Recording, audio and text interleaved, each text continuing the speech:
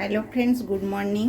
আমি আজকে অনুষ্ঠান বাড়িতে কিভাবে শুক্তো বানানো হয় সেই রকম স্বাদের আমি শুক্তো বানাবো। আগে তো আমি শুক্তো বানিয়েছি, সেটা রুগীর পেটের পক্ষে ভালো হবে, সেই জন্যে আমি শুক্তো বানিয়েছি। আর এটা অনুষ্ঠান বাড়ির মতন বানাবো, তার জন্যে আমি নিয়ে নিয়েছি এখানে বেগুন, থোড়।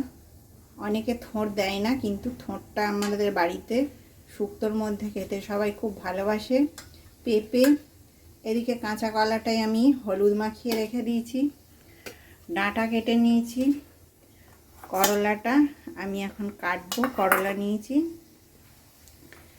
এদিকে আমি আদা বেটে নিয়েছি, অল্প কাজু আর চাল মগজ নিয়ে নিয়েছি। আর এখানে আমি একটা মশলা বানিয়ে রেখে দিয়েছি। এটাতে আছে মৌরি আর রাঁধুনি, দুটো ভেজে ড্রাই রোস্ট করে তারপরে আমি ভেজে রেখে দিয়েছি। তাহলে রান্নাটা আপনারা সম্পূর্ণ দেখতে থাকুন। রান্নাটা আমি সর্ষের তেলে করব। কড়াই চাপিয়ে নিয়েছি, কড়াইয়ের মধ্যে আমি সর্ষের তেল দিয়ে দিচ্ছি। আলুও কেটে রেখেছি। আলুটা আমি একটু আপনাদেরকে বলতে ভুলে গেছিলাম। আমি করলা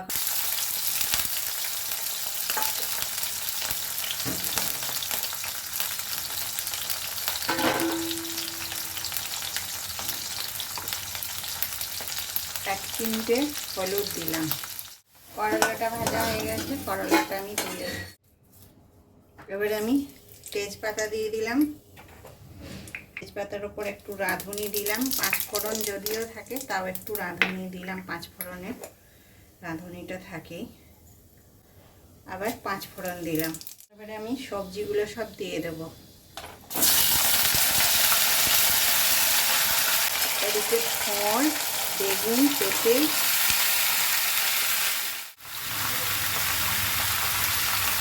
স্বাদ অনুসারে নুনটা দিয়ে দেবো। এখন আমি এর মধ্যে জল দেব। জল দিয়ে এটা একটু সেদ্ধ হতে দেবো। এবারে আমি একটু ঢাকাটা খুলে দেখবো কতটা সেদ্ধ হয়েছে।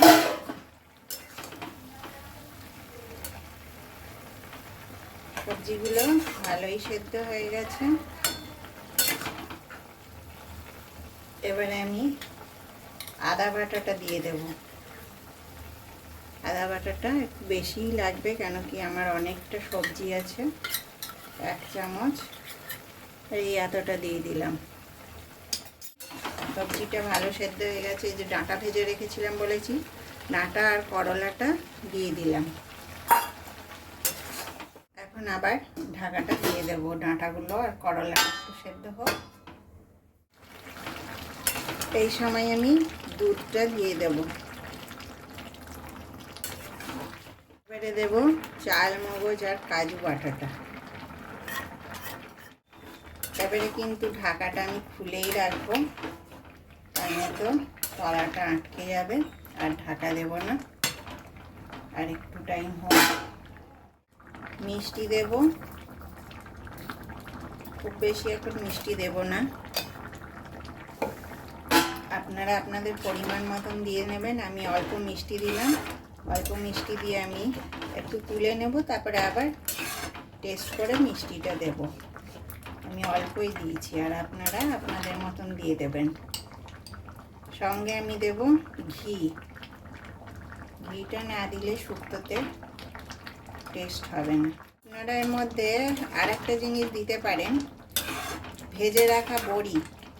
আমার মেয়ে বড়ি খায় না, বিরক্ত হয়, সেই জন্য আমি বড়িটা দিইনি। এই শুক্তো দিয়েই সব ভাত খাওয়া হয়ে যাবে, এত টেস্টি। এই যে আমি ভেজে রেখেছিলাম মশলাটা, এই মশলাটা আমি ছিটিয়ে দেব। বাড়ির মতন কেমন লাগলো আমাকে অবশ্যই জানাবেন। আর আপনারাও এইভাবে বানিয়ে দেখবেন একবার, কত সুন্দর লাগে খেতে। আমার চ্যানেলটাকে লাইক, শেয়ার, সাবস্ক্রাইব করবেন, আমার পাশে থাকবেন। তাহলে আজ এই পর্যন্ত। নেক্সট ভিডিওতে আবার দেখা হবে।